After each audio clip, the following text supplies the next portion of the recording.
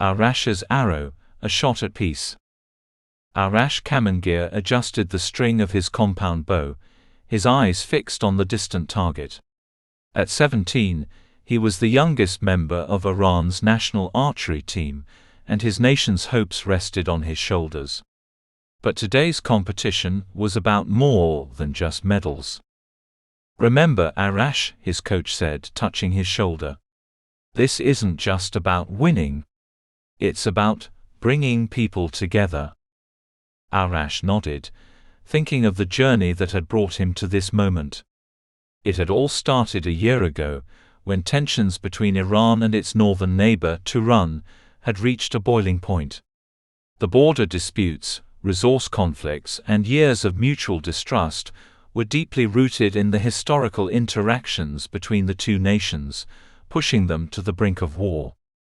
As diplomats argued and armies mobilized, an unlikely solution emerged. The leaders of both countries, seeking to avoid bloodshed, agreed to settle their border disputes through a most unusual contest, an archery competition. The winner would have the right to determine the new border. When the announcement was made, Arash's teammates had joked that it was like something out of the Shahnameh, the epic poem that was the heart of Persian culture. "Hey Arash," one had teased, "maybe you'll get to be like your namesake and shoot an arrow that flies for days." Arash had laughed along, but the words stuck with him. He knew the legend well, how the ancient Arash had put his life force into an arrow to determine Iran's borders, how his shot had flown from dawn to dusk before finally landing. It was just a story, of course, but it spoke to something profound in the Iranian spirit, the idea that one person's sacrifice could make a difference for an entire nation. As the months passed and the competition drew nearer, Arash thought more and more about his legendary namesake. He began to see this contest as a sporting event, and a chance to prevent a war and save lives on both sides of the border. Arash threw himself into training with a new intensity. He practiced from dawn to dusk, honing his skills until the bow felt like an extension of his body. But he also did something his coaches didn't expect. He started learning Tehranian. "Why bother?"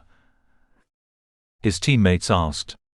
"It's not like we'll chat with them during the competition." But Arash persisted.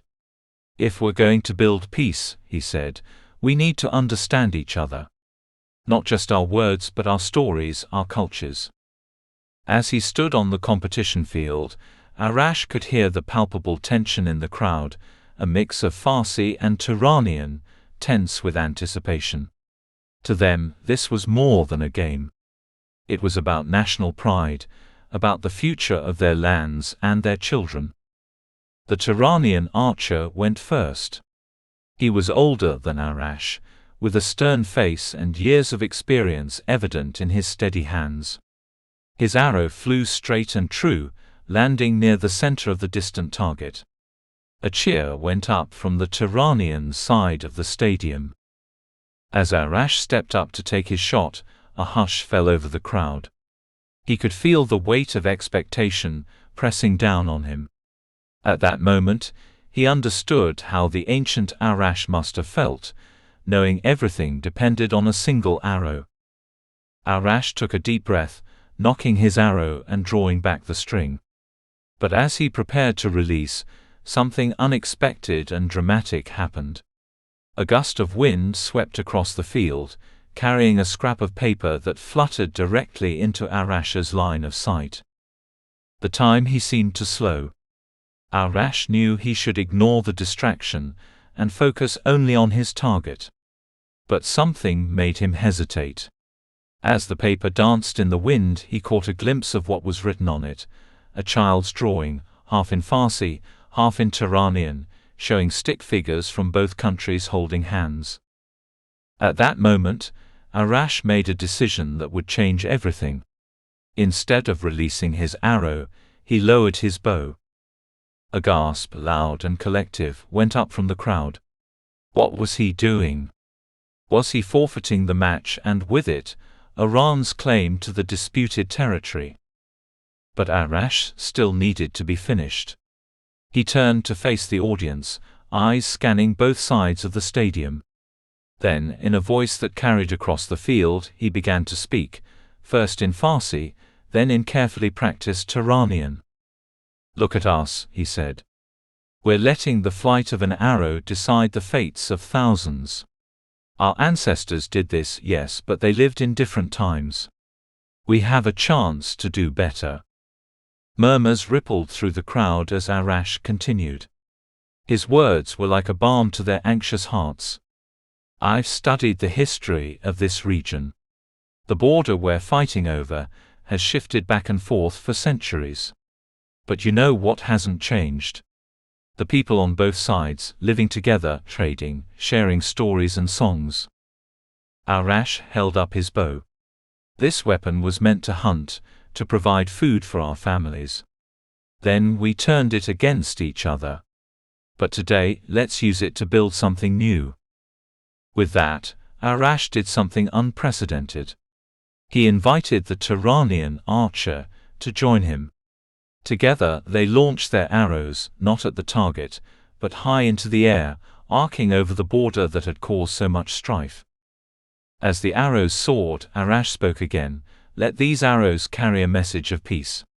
Where they land, let's build something together, a school, a hospital, a cultural center, a place where our people can come together and remember that what unites us is stronger than what divides us." The stadium was silent momentarily, then erupted in cheers, confused shouts, and heated discussions. It wasn't a neat resolution. There were still treaties to negotiate and details to work out. But Arash's act had changed the conversation. In the following months, Arash's shot for peace symbolized a new era of cooperation between Iran and Turan. The proposed cultural center, built on where the two arrows had crossed, became a reality. Arash became an ambassador of sorts, using archery to bring together young people from both nations. Years later, when people said war was averted, they spoke of Arash's wisdom and courage. Some even swore that his arrow had flown supernaturally far, echoing the legend of old. Arash would always laugh at such talk.